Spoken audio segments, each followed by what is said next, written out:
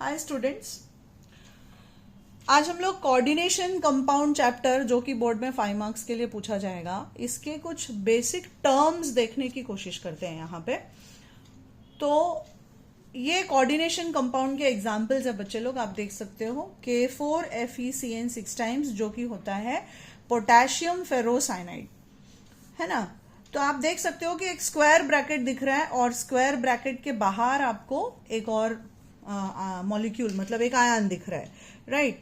तो जब आप इसको पानी में डालोगे तो हमेशा ये स्क्वायर ब्रैकेट वाला जो पार्ट है वो सेपरेट नहीं होगा, सिर्फ K अलग से निकलेगा K+ बन के, और ये जो कोऑर्डिनेशन स्फीयर है इस पे चार्ज माइनस आ जाएगा, क्योंकि आपको पता है कि पोटेशियम ग्रुप 1 का है तो उस पे चार्ज पॉजिटिव आएगा।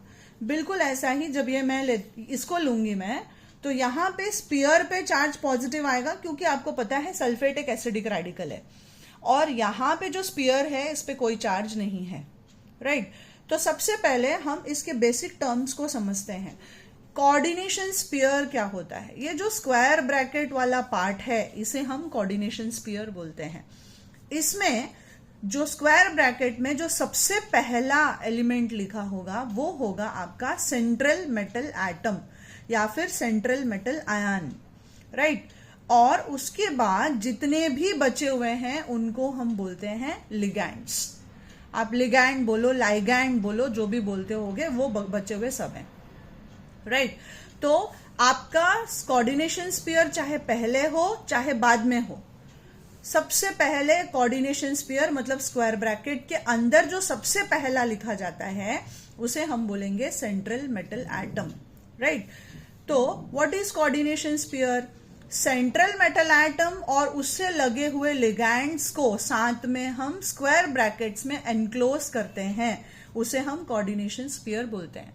बस इसी को आपको इंग्लिश में लिखना है। The central metal atom and ligands attached to it are enclosed in square bracket, that is called as coordination sphere. अब दूसरा पूछ सकता है आपको काउंटर आयन क्या होता है? ये मार्च 21 से लेके 24 तक बहुत बार इनमें से ही क्वेश्चंस आए हैं, तो इसलिए एक एग्जाम्पल कोई भी आप रट लो और उससे इस चीज को कोरिलेट करने की कोशिश करो। तो काउंटर आयन क्या होगा? कोऑर्डिनेशन स्फीयर के बाहर जो भी प्रेजेंट होगा, आयनाइजेबल है। आयनाइजेबल क्यों? मैंने आपको बताया, यदि आप इसे पानी में डालोगे तो स्क्वायर ब्रैकेट का पार्ट है वो वैसे ही रहता है, सिर्फ बाहर वाला अलग होता है। तो बाहर वाला आयन दे देता है, यहाँ पे K+ मिलेगा, यहाँ पे SO4 2- मिलेगा, और यहाँ पे कोई आयन नहीं मिलेगा, right. So the ionizable group which is present outside the square bracket, है ना, वो ग्रुप जो कि स्क्वायर ब्रैकेट के बाहर प्रेजेंट है उसे हम बोलते हैं काउंटर आयन, और वो मेटल की प्राइमरी वैलेंसी को या आयनाइजेबल वैलेंसी को सेटिस्फाई करता है। आप आगे वेर्नर्स थियरी देखोगे उसमें आपको ये दिखेगा। तो काउंटर आयन क्या होगा? The ionizable group shown outside the square bracket, ठीक है। इतना भी लिख दिया तो बहुत है। अब कोऑर्डिनेशन नंबर क्या होता है? ये जो लिगैंड है आपके, लिगैंड का नंबर, यहाँ पे आयन आपका सेंट्रल मेटल एटम है, CN लिगैंड है, तो टोटल नंबर ऑफ जो लिगैंड्स होता है वो आपका कोऑर्डिनेशन नंबर होगा। जैसे इस केस में कोऑर्डिनेशन नंबर हुआ 6, और इस केस में ये 4 जो है अंदर आएगा, यहाँ पे NH3 आपका 4 बार है, राइट। तो कोऑर्डिनेशन नंबर हुआ 4, यहां पे भी आपके पास 4 है, ठीक है। तो क्योंकि ये मोनोडेंटेड लिगैंड है, मोनोडेंटेड क्या है आगे हम यहीं पे देखेंगे।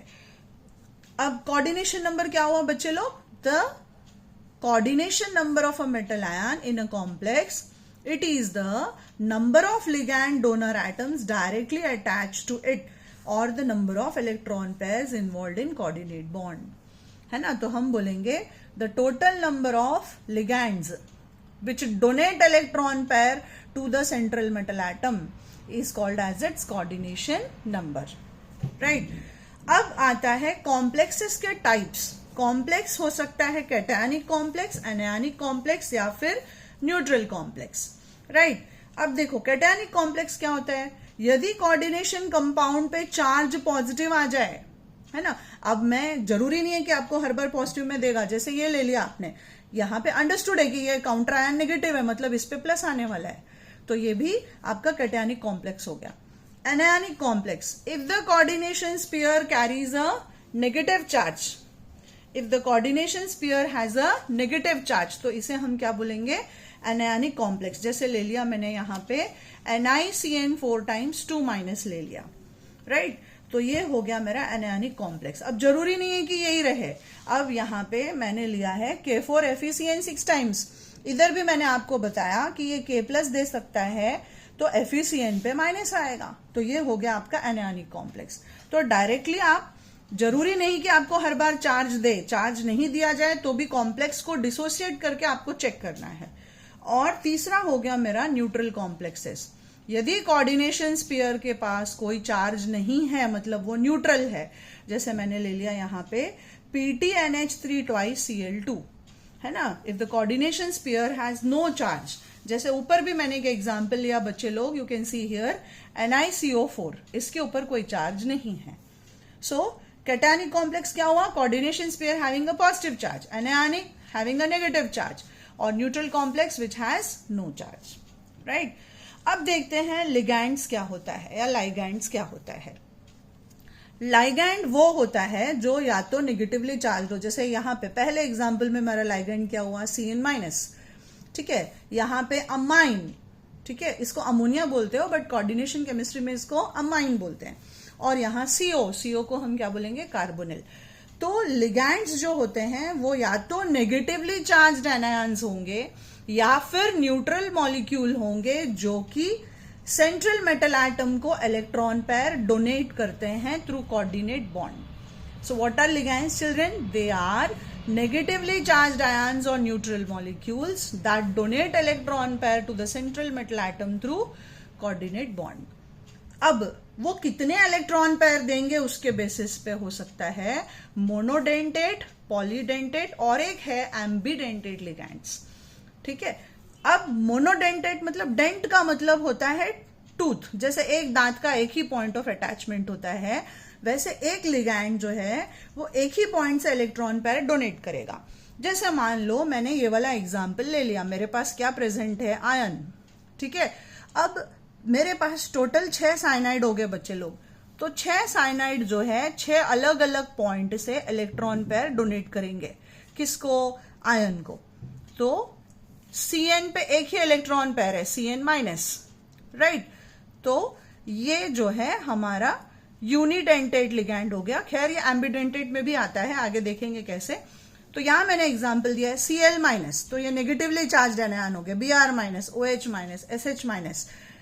तो ऐसे लिगैंड्स जो कि सिर्फ एक पेयर ऑफ इलेक्ट्रॉन डोनेट कर पाएंगे उसे हम बोलते हैं मोनोडेंटेट या फिर यूनिडेंटेट, एक ही बात है, मोनोडेंटेट बोलो या यूनिडेंटेट बोलो। अब उसके अलावा जरूरी नहीं है कि नेगेटिवली चार्ज है, वो न्यूट्रल भी हो सकते हैं, मैंने मेंशन किया इधर न्यूट्रल, जैसे वाटर, वाटर को बोलेंगे एक्वा, है ना, एक्वा या एक्वो, और NH3 को अमाइन। तो इन पे एक अनशेयर्ड पेयर ऑफ इलेक्ट्रॉन होता है क्योंकि ये न्यूक्लियोफाइल्स होते हैं, राइट।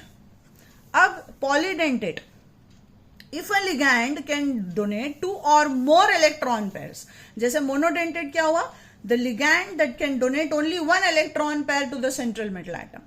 Polydentate क्या हो गया, the one which can donate 2 or more electron pairs to the central metal atom. तो अब इसमें फिर 3 टाइप हो गए, 3 क्या ज्यादा ही है। पॉली मतलब इसमें बाइडेंटेट, अच्छा बाइडेंटेट को डाइडेंटेट भी बोलते हैं, इसका बेस्ट एग्जाम्पल है इथिलीन डायमाइन। आप यहाँ फॉर्मूला देख सकते हो बच्चे लोग, ये न्यूट्रल डाइडेंटेट लिगैंड है, तो यहाँ नाइट्रोजन पे दोनों पे एक एक पेयर है। तो मान लो कोई मेटल आ गया जैसे प्लैटिनम, तो ये यहां से भी इलेक्ट्रॉन पेयर दे सकता है और यहां से भी दे सकता है, तो इसको हम बोलेंगे डाइडेंटेट लिगैंड।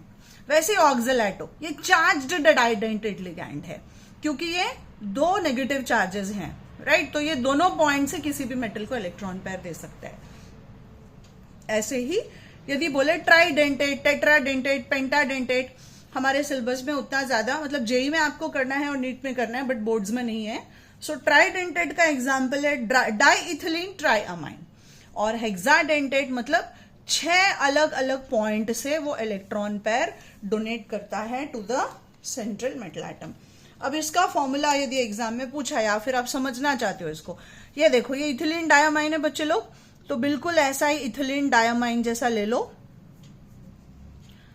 और टेट्रा एसीटेट मतलब नाइट्रोजन के हाइड्रोजन के जगह आपके पास एसीटेट आयन है, that is CH2COO with a negative charge, है ना। इस तरह से हम लिख सकते हैं इसको, CH2COO with a negative charge. तो इसे हम बोलते हैं हेक्साडेंटेट लिगैंड। कैसे हेक्साडेंटेट हुआ बच्चे लोग, देखो, 1 नेगेटिव, 2 नेगेटिव, 3 नेगेटिव, 4 नेगेटिव, और दोनों नाइट्रोजन के ऊपर आपके पास एक एक लोन पेयर प्रेजेंट है, तो इसलिए हम इसे बोलते हैं हेक्साडेंटेट लिगैंड, राइट। तो आपको पूछा मोनोडेंटेट, ऐसे लिगैंड जो एक इलेक्ट्रॉन पेयर डोनेट करे सेंट्रल मेटल एटम को। डाइडेंटेट, ऐसा लिगैंड जो 2 इलेक्ट्रॉन पेयर डोनेट करे। हेक्साडेंटेट, ऐसा लिगैंड जो 6 इलेक्ट्रॉन पेयर डोनेट करे और 6 कोऑर्डिनेट बॉन्ड बना के सेंट्रल मेटल एटम को इलेक्ट्रॉन पेयर दे सके, उसे हम बोलेंगे हेक्साडेंटेट लिगैंड।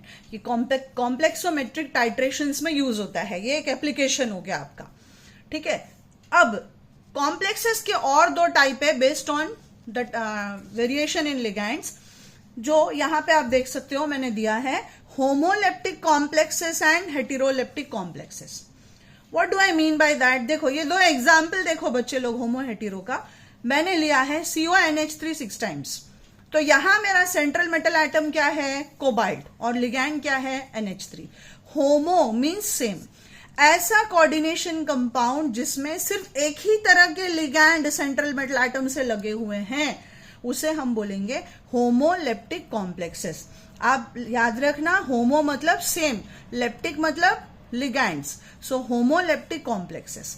हेटेरो, ऐसा कॉम्प्लेक्स जिसमें सेंट्रल मेटल एटम अलग अलग लिगैंड से अटैच्ड है।